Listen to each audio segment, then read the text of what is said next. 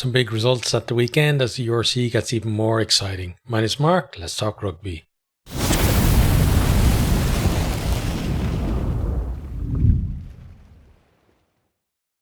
My team may have lost, but it's always a good weekend of rugby when I get to wear each of the Irish provincial jerseys. So I got to do that this weekend. Covered the games that all four of them were involved in. I've got the Ulster one on to round out the weekend and to celebrate as well. Ulster coming back to not just a little bit of form, but it feels like there's some feel good factor there as well. It was very kind of abject and desolate for them in the middle of the season, so it's good to see a pep in the step of the Ulster boys again. We're going to go through each of the games in turn, spend a few minutes on on each of them, and just go through the main things that happen in the games and talk about very briefly how the teams are set from there, and then we'll have a look at the table to round it out. So going to start with the Friday night games. First up is Zebre 18, Scarlets 32. I have to say, before the game, I thought that Zebre really would have a chance in this one. The Scarlets produced probably one of their best performances of the season, but it was Zebre who got off to the good start. Licata crashes over under the post to give Zebre that early lead. Elias then goes over after sustained Scarlet's pressure on that Zebre line.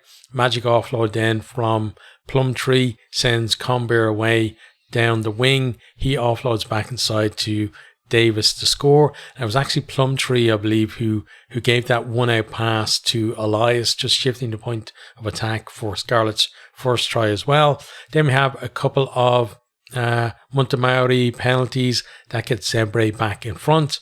Davis then intercepts to run in from his own half, and Scarlets are ahead again. Great hands across the line. Lewis with nice pace to get through a half gap and over to score. Then we have Hassa with some great strength to get over in the corner and gives Zebre a glimmer of hope in the game. But then a couple of late penalties from Costello snuffs that out, and Dominguez also goes to the bin for the final 10 minutes. So, Zebre again showing that they're competitive at home, and they got one win this year at home. I think next year they should be targeting to get at least 2 home wins. Such is, I think, the progress that they've made, not just in terms of their competitiveness, but they've recruited well, I think, for the squad too. And as those players, they settled in this season, and they should get even better as a squad, I think, next year. Scarlets, I've said it a lot. We've seen glimpses of them, with some really good play. But today we saw what I asked for. We had the kind of the magic hands and nice feet, but also a bit of grunt about them as well. And that delivered them a well-deserved win.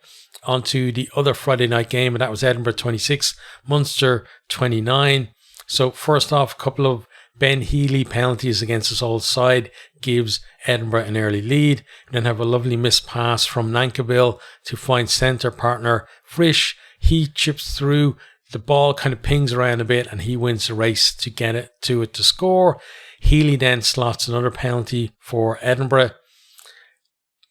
Edinburgh then hack a loose ball through into 22, and this one pings about as well. Settles for Mark Bennett to flop on it to score, and it feels like Edinburgh in control at this stage. But then Coombs with just a lovely subtle pass, and that then goes on to Frisch, who came on a nice strong line. He gets over to score his second and brings Munster back into it just before the break. Then a well-worked set move off a scrum, and Crowley is on the wraparound. He gets over to score, and Munster hit the lead early in the second half. Healy then with another penalty to draw Edinburgh level. Then we have a bit of afters between Sneyman and Healy. Basically, Sneyman put in a slightly late hit on Healy after he kicked the clearance. Sneyman probably lucky not to get punished, but Mada actually ends up in the bin because he comes in and he just escalates the whole thing. So Mada, I love him as a player, but that was just stupid from him. Coombs then over from close range to restore that Munster lead. Venter gets over and a try is awarded after absolutely stellar work from the TMO. Sometimes we complain about TMOs taking too long, etc., but he took just the right amount of time, exactly, as much as he needed. And he just found like a couple of frames where the ball was actually, we could see the ball was grounded over the line. And I just thought that was excellent work. Edinburgh just won't go away in this one. They're all square again. Edinburgh then not rolling away. Crowley slots what actually proves to be the winning penalty in a very entertaining game. Great effort from Edinburgh. There's much more fight about them in their performances this year compared to the same time last year as well. And again, I think that bodes well for them as a squad. Munster, they know how to win the tight games, and that's invaluable at this point of the season. On to the Saturday games then. Bulls 56, Benetton 35. Kenan Moody comes in a good hard line, gets over, to open the scoring for the Bulls. Aronson then with a lovely offload to put Creel over for the second. Aronson shows great strength to ride a tackle and he gets over to score himself. Then Norhia crashes over for the bonus point try, and it just feels like, it's all Bulls. Brexto, an amazing one-handed offload, puts Ratave over to score in the corner. Bulls though slice Benetton open. Moody gets in for his second. Lucchese then breaks off a maul to get Benetton's second. And then we have another decent maul, and Uren snipes over off the back of that. Akker van der Merwe, he loves a maul try, and he must have been so jealous watching, the Benetton players on the opposing team getting over for those, so he goes and gets one for himself. Creel then snaffles up a loose pass from Benetton and he runs it in. Did really well, I felt, like to kind of, sell a couple of dummies as well, and then a nice handoff to get himself over the line. Hoosen then through a gap, superb offload. Creel carries it on and then puts Moody over to complete his hat-trick. And, I think that was decent from Creel as well, because he was on a hat-trick himself, and maybe a greedier player would have decided, that he was going to go himself and get over. So nice teamwork from him, I felt. Game was lost, but Halafihi gets over for a bonus point try for Benetton after good work from Ratave. Then Zanon goes over for their fifth try before Grobbelaar gets over for the Bulls' ninth try to finish off the scoring. Benetton always chasing the game. It was a tough ask for them to win at Loftus.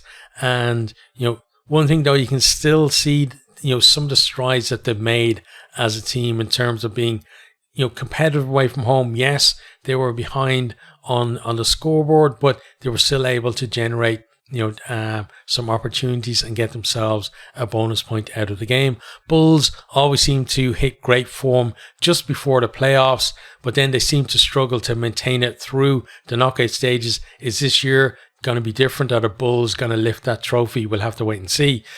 Next, we have Ospreys 26, Dragons 13. So Reid with a couple of early penalties as the Dragons start well. The last few games, actually, the Dragons have started pretty well. They've just now got to be able to carry that through, I feel, into the second half as well. Wainwright goes to the bin with 10 minutes to the break. Dragons were just conceding too many penalties. He interfered in them all, and I think it was more the weight of how many penalties they're giving away that saw him go to the bin. Lake then dives over from close range as Ospreys take advantage of an extra man. There's time then before the break, first of all, for Blacker to join Wainwright in the bin, and then as the Dragons are trying to get Wainwright back on the field, they can't get him on in time.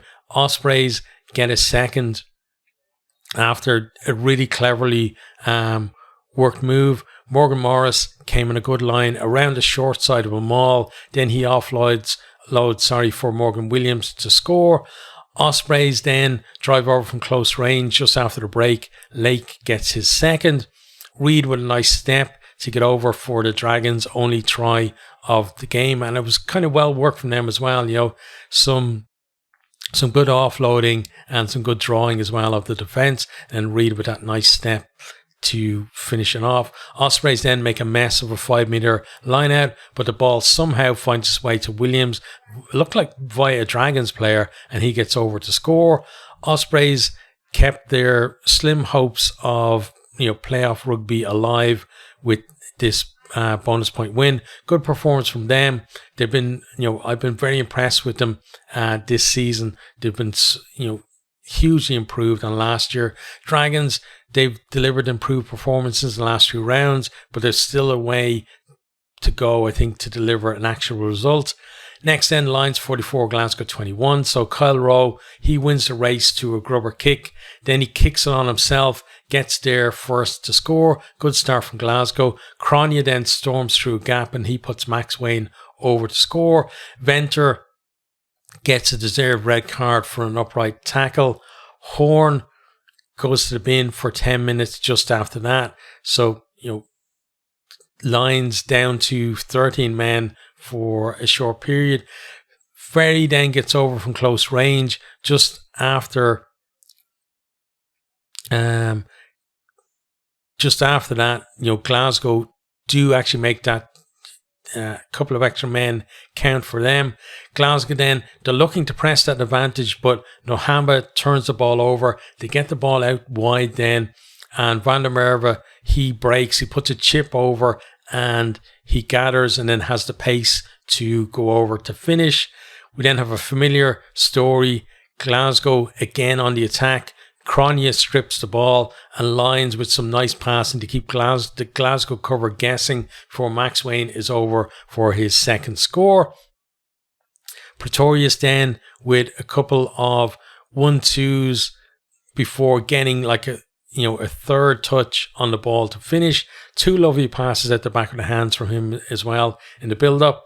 Glasgow attacking again. Can you guess what happens? Yes, Nohamba intercepts, goes the length of the field to score. That was just a story for Glasgow today.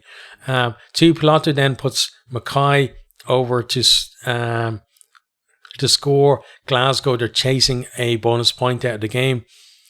Kind of similar to the way they did the week previous, but no more scores from them, and it's Sergil who darts over for the Lions to round out the scoring. Lions, they won well after an early red card against Connacht back in round 12, and they did the same again here. So obviously, whatever it is, this team seemed to be able to cope with having one man less better than most squads could. And the Lions, they always seem like just a few % off being real contenders. And if they do find that, we're going to see them up there with the likes of the Stormers and the Bulls as well, pushing for trophies and for finals. Glasgow, they got picked off a little too easily, when they were attacking so many times. The Lions read and disrupted that attack for so many of their own scores. And, they've got to finish strong now and rebuild confidence for those playoffs. Next time we have Connacht 12, Stormers 16. So Stormers on top in the scrum. Lebock opens the scoring from a scrum penalty. Blade then snipes over to put Connacht in the lead. Great carry from Roos. Nice hands, and Lebock goes through a hole. He puts Davids over to score. Aki then goes close before, who was it? It was Anger, right? Forces his way over from close range, and Connacht in the lead again. Poor kick then from Blade, gets caught up in the wind, and basically all of Connacht are offside. Lebock nails the kick, and Stormers lead. He then adds another penalty to seal the deal, but Connacht never really looked like coming back once they went behind to that first of his two penalties there. Connacht, they fell just short. It hasn't been a brilliant season for them, but I think you have to look at it in the context of it's the first season for a new coaching team, and it's a good base for them to build on for next year. There's still an outside chance of making the playoffs as well. Probably won't get Champions Cup if I'm thinking if the Sharks win the Challenge Cup, that is. But even though they do have that base to build on, you feel like it definitely does have to be built on next year. They're, certainly not a finished product, but again, only the first season for this coaching team. Stormers look the more dangerous of ball in hand, always on the edge of making a line break, and are coming into good form for knockout stages, and they seem to be able to do that, to time the run very well. And who would back against them making yet another final of the URC? Next then we have Sharks 14, Cardiff 36. So Sharks with a much changed side. First team have basically gone to England to prepare for that Challenge Cup final against Gloucester. Lawrence, he comes on a hard line to get over for the opening try for Cardiff. There are then some handbags after that score. Then Mabasser gets a red card for a high hit. It's shoulder to the head, high degree of danger, no mitigation, and it's kind of hard to argue with the red card unless you've been watching too much Super Rugby lately or something like that, because and it seems that's one thing. There's a huge divide now between north and south. It's crazy where up north we're still seeing red cards rightly given for hits like this, and we are also seeing at times where referees are kind of backing away a little bit and are looking for more mitigation than maybe they should be, given that this law is there in order to reduce the tackle height and to punish it when it doesn't happen, and ultimately to protect the players' safety and obviously the long-term mental health as well. So for me, I'm all for the referees being strict with stuff like this. I think it was the right decision to bring it in, and we now have to follow through on it. From here then, Donald, he's over from close range. Just after that, Cardiff begin to take control. Sharks, though, attacking about 10 metres out from the Cardiff line. Cardiff turned the ball over, but whatever they did, they turned the ball over, kind of stripped it backwards, and the ball goes completely loose. Nobody can get to it. Then Apollos dives on it and scores for the Sharks. So it was crazy. Cardiff would have been better off not turning the ball over, actually. Then Halaholo with a good line to receive the ball from the back of a maul. He rides a tackle, spins, and gets over to score. Next time then, Cardiff, they decide they're actually going to keep the ball in the maul. They drive over and Botham is the score. And then there's some nice hands, creates an overlap, and Mason Grady keeps the defence guessing and glides over to score. Then Hugo charges down a kick. Kerwin Bosch fly hacks it on and then wins the race there to score a consolation try for the Sharks. So the changes the Sharks made for this game meant it was going to be a difficult task for them, and that became pretty much impossible after the red card. I hope that they do deliver in the Challenge Cup final. I know there are going to be fans of teams who are looking to get that 8th place to not only qualify for the playoffs but also hopefully get Champions Cup rugby next season. So they're going to be hoping that if they're going to be in 8th place, that the Sharks don't win the Challenge Cup, because then that won't qualify them for the Champions Cup next year. But for me personally, I just want to see your teams lifting European trophies as much and as often as possible. For Cardiff then, it was a good performance. I think making some changes to freshen up the squad was a really smart move, because they had gone stale after a very promising start to the season. And this result now I think should mean that they're going to finish ahead of the Sharks in the final standings. Okay, so on to the final game of the weekend. The reason why I'm wearing the nice Ulster jersey, actually I have to say I absolutely I adore this jersey. The yellow, I don't know what it is. It's just very appealing for me, and I'm very happy. It was a present from my wife for my birthday last year, and I'm very grateful for it. I love it. I probably should love my Leinster jersey more, but I have to say, of the 4 provincial jerseys that I own, this is probably my favourite. But Ulster 23, Leinster 21. Herring over to the back of the maul. Ulster looking the more composed side, at the start and pretty much throughout most of the game as well. Then we have a charge down from Connors. Natai shrugs off a tackle and he goes over to score, but seems to have, injured his shoulder at some point. His arm is kind of weirdly hanging limp. So, and then he has to go off shortly after that. Leinster end up rejigging their back line, and Foley, who was playing at 9, ends up on the wing at one point as well. Conan though with a superb carry. Keenan gets through a gap. Nice to see him back. He played the full 80 minutes, and he's one of those players that can come back in and he doesn't seem to need a warm-up. He's back on it, and it felt like that's the way he was last night as well. But Foley, he puts Foley over to score, and somehow Leinster are leading. Absolutely should not be, because Ulster have been easily the better of the two sides. Connors then, hands on the ground, and Cooney slots a penalty for Ulster. Another penalty for him just after the break, and Ulster back to within 1 point of Leinster. Deegan and Ryan with strong carries, and then Alatoa gets over to score. Leinster stretching that lead.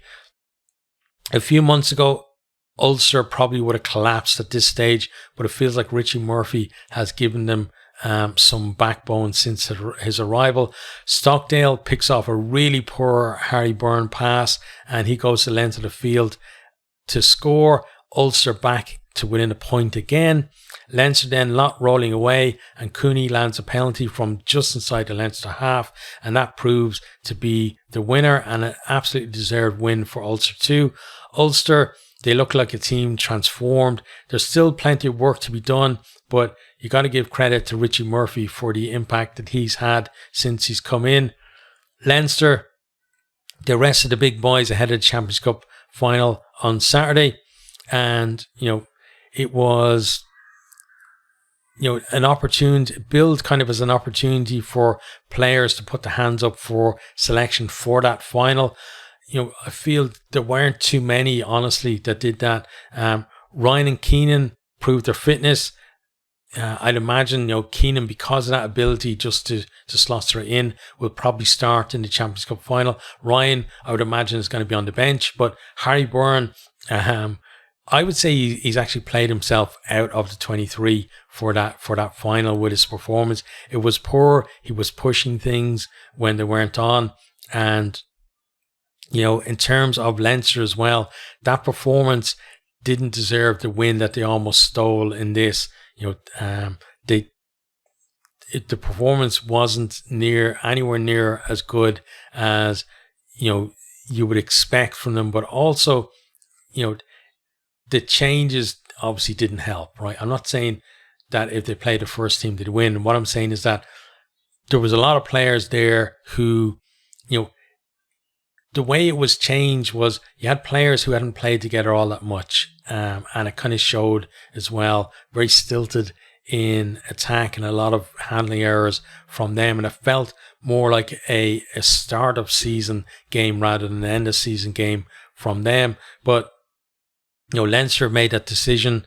As a Leinster fan, I'm hoping now that resting the first team this week pays off and they actually get that win finally in the Champions Cup final against Toulouse. But, this was a fantastic round of rugby. And I think, this game as well, the Ulster win kind of topped it off as well to make it one of the most exciting rounds of rugby that, of URC rugby that we've had this season. And it sets up the final round as well when we come back after that break for Champions Cup really nicely. We're going to have a look at the table briefly, and then obviously when we do come back in a couple of weeks' time, we will have a preview with a bit more in-depth look at things as well. But let me pull up the table. Here we go. Okay, so Munster leading away, defending champions, hitting the top of the table just around before it actually ends. Timing their run superbly. They did it last year,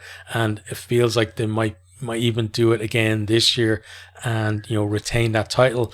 The Bulls, they're in second place, just 2 points behind them on 61 match points. and as I said, they always come good at this part of the season, but it feels like,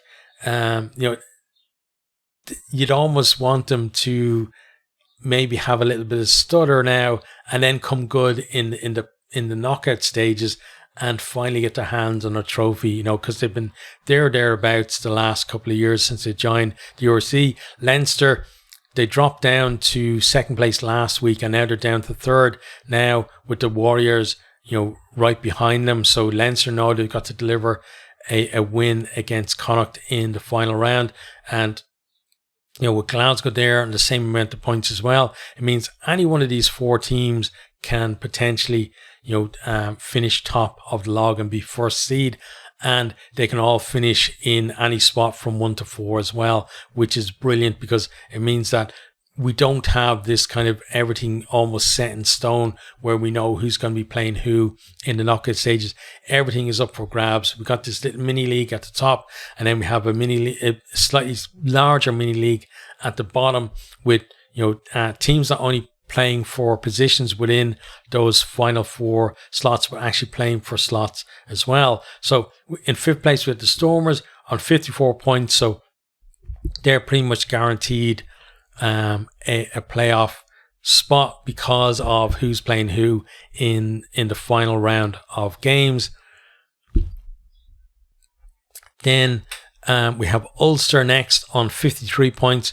Again, pretty much guaranteed getting into the playoffs, but they'll want to get as high a ranking as they can going into those playoffs. Then we come down to the teams who are more vulnerable. So we've got Edinburgh in 7th place on 49 points, Benetton in 8th place also on 49, and the Lions in 9th place on 49. So the Lions know that because the log, basically the sorting goes by, first of all, it's by match points, then by wins, that the Lions, they've got to finish with at least one more point than the teams currently above them in order to get up into those playoff places. They can't be in the same position now where they end up matching Edinburgh and Benetton's result, because that will mean that they will stay outside the playoffs. So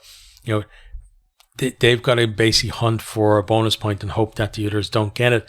Then we have the 2 teams who have very outside chances really of making the playoffs, and that's Connacht in 10th place on 45 and the Ospreys in 11th place also on 45. So Connacht have to go to Leinster and win, and then they've got to hope for again, they're only going to go up to 10 points 10 wins if they win, so they've got to hope for Benetton and the Lions to lose. And if it's Edinburgh they have to get ahead of, they've actually got to get a bonus point against Leinster, because they won't be able to top those 11 wins that Edinburgh have. Then Ospreys pretty much in the same position, except that they've got a worse got a worse points difference, which means that for them, even if they match somebody on wins, points difference, could, if they have a big win, could even out for them, I guess, against Benetton. But again, looks like probably a bonus point win to give themselves any realistic chance of making those playoffs. Then after that, then we come down to Cardiff, who are in 12th place and should remain there because of a 5-point gap over the Sharks. And obviously the Sharks could get a win, a bonus point win and leapfrog them. But, expecting that Cardiff are going to get some kind of points out of the final round and stave that off. Sharks then in 13th place. Their focus, rightly so, will be on the Challenge Cup final next weekend. And then, if they can finish above Cardiff, brilliant. But if they finish the season with a trophy, they won't really care too much about that. Next thing we have Scarlets in 14th place, finally pulled away from, the 2 teams there at the bottom. And now they know they're going to finish at least in 14th place. There is a chance for them to maybe overtake the Sharks. And that would be great for them because they've been down there in the bottom 3 for so much of the season, and just to be able to climb that one spot again can just be a big confidence builder for next season. We then have the Dragons in 15th place on 16 match points, which they've been for a while, and Zebre propping up the table on 15 match points. So, Zebre know basically that they've got to get a win next week because or get like 2 losing bonus points to get over the Dragons, because it's 3 wins to 1. So just getting one bonus point isn't going to be enough for them, but pretty much expecting those 2 to finish in that same order and probably on the same amount of points as well. Okay, so that is our look at the round 17 of the URC. It was a fantastic round of rugby, as I said, and it just makes me, so excited for the future of this competition, because, it feels like more teams now are becoming more and more competitive as well.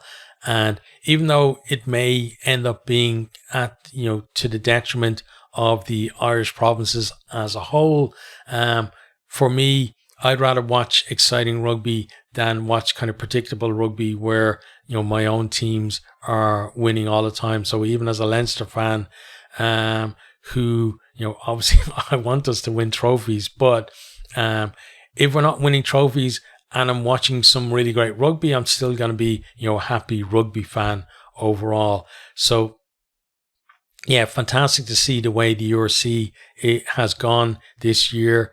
It's going to take a break now. We're going to be focusing on Champions Cup. We're going to have a number of videos in the build up to that. We'll touch a little bit on the Challenge Cup final as well, but not as much as the Champions Cup stuff. So I'm thinking in the build up for the Champions Cup, definitely going to be doing 2 videos, and there might be a third one in there. The third one is one of these ones where it's going to take a long time to make. So it's whether I can actually find that time with work and stuff to do it. I really want to do it. I'm not going to kind of tease it too much other than that, because if I don't do it, there's no point in telling you what it's actually going to be about. But if I can, I think it's going to be one you guys are going to enjoy.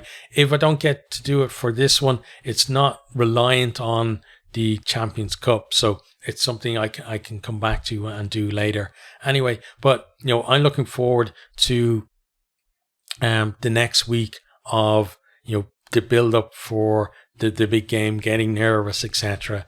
And I'm sure my fellow Leinster fans can sympathize with that or relate to that we've had for the last 2 seasons, and now we're going in as the underdogs as well. But back to the URC stuff. As I said, we're on a break now for a week, but we will be back then the week after for full build up to the final round of the regular season of the URC, and I think that's going to be something to really look forward to. So hope you guys enjoyed this one, and hope to see you on future videos.